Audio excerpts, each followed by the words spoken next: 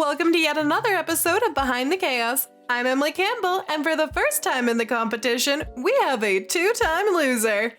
Beginning as your typical stay-at-home mom, she's been known to ruffle some feathers. Hailing from Bemidji, Minnesota, Lynda!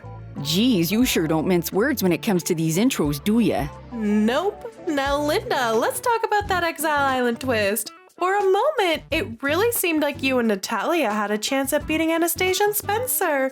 What happened? Well, it's fairly obvious, isn't it? Anastasia and Spencer pulled on the gosh darn rope and pulled Natalia and me over the line.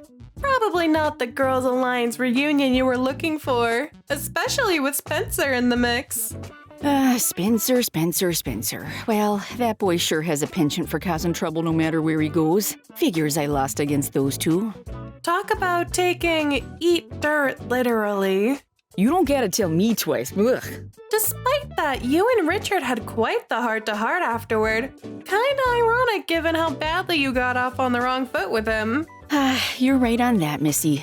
You know, he really is meant to be a coach. Inspirational speeches and all. Even I gotta admit, your friendship with Richard was quite the pleasant surprise. He kinda seemed like the only person willing to really hear your side of it all. Whether that be about the game or merely lending an ear. Oh, Richard is truly a sweetheart. It was a pleasant surprise to be listened to and not dismissed. The only time that happened in the game was with Ted, but that was short-lived. Oh yeah, the vomit vest guy. Almost forgot about him. I'll be sure to tell him you said that. But really, I feel awful looking back at how I treated Richard in the beginning. It was never out of malice, just, well, ignorance. Your comment sure did rub the audience the wrong way. I mean, you claim to be a reality TV aficionado, and yet you were surprised people are gay? Now hold your horses. I know gay people exist, duh. But when I was growing up, it just wasn't talked about often. Oh, I suppose those old biases crept up in me when Richard talked about his family. Well, Lynda, have you watched the show? Queer people are a dime a dozen here. Well, I certainly know that now. If it makes you feel better, as a queer woman, I don't think you're homophobic. Just old. Keep that up and I'll wash your mouth out with soap. Okay, moving on. Let's talk about your rivalry with Anastasia. Or as I like to call it, the Battle of the Blondes.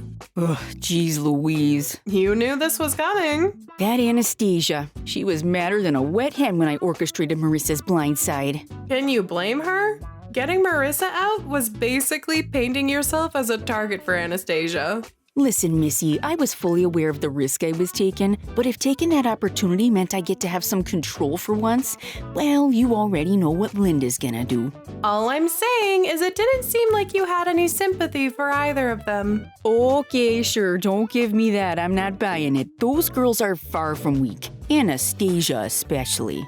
Yeah, not sure if even the toughest competitor would take having their partner ripped away all that well. But for sake, let's go with that. Oh, please. Anastasia has long proven herself to be a tenacious young woman. Nothing I could have done would keep her down for long. But, I truly do hope she doesn't let it all, this make her bitter in the end. Going soft on me, Lynda. What can I say? Hard to keep down those motherly instincts, even to the most aggravating of contestants.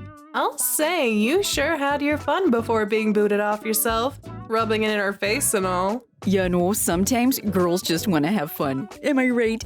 It's a game. If it wasn't one of them, it was going to be me. And in the end it was. So was it even worth it?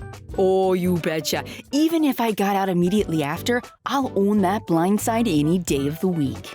This will certainly make for some awkward interactions later, but I can respect you for standing by your decision. At the end of the day, I'm proud of myself. To even make it this far is an achievement on its own. Unlike Bill from the post office.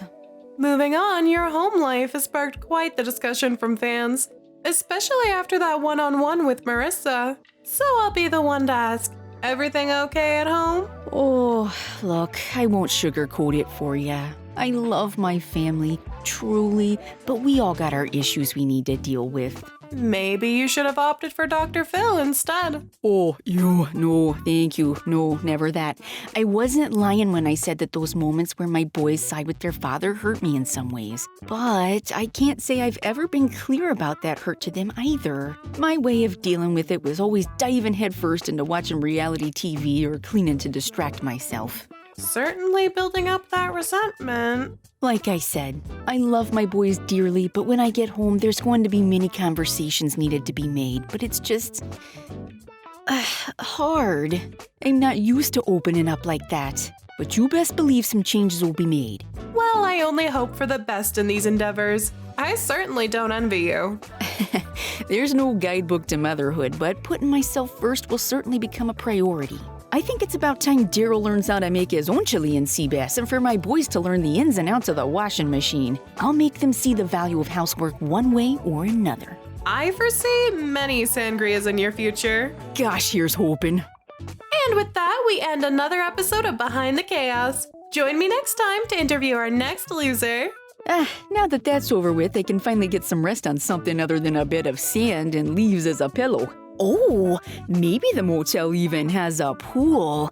I'd love to do some water aerobics. Oh, don't get your hopes up.